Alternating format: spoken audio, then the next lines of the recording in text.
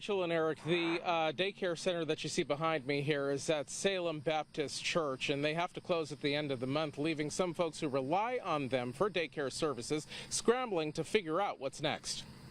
But I had to greet some of them Monday morning in tears and let them know, and they all were in tears. Daycare director Kimberly Hux tells me she's gone through a difficult past few days, all stemming from this letter from the church that houses their livelihood. It broke my heart. It broke my heart when I had to come look in the eyes of these children. I try to turn away, but when I cry, it's an ugly mess. While the letter doesn't specify exactly why the daycare will have to close, it does make clear that it needs to be gone by the 26th of this month, after nearly 40 years in business. The news isn't just hitting the daycare workers hard, but the parents and guardians of the 26 children it looks after, all between the ages of 6 months and 4 years.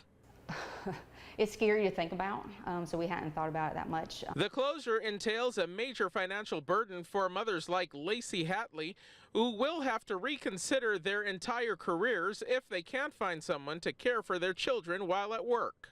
I even took the notice that we were sent, I gave it to my employer as a tentative termination of my work, because I don't know if I'm going to find daycare in the next 3 weeks. Hatley and other parents are now banding together, aiming to find a solution before it's too late. But that's essentially coming down to a one-person income, my husband's income, and for 3 children and myself, when we're used to having a 2-person income, I don't know. It's scary to think about.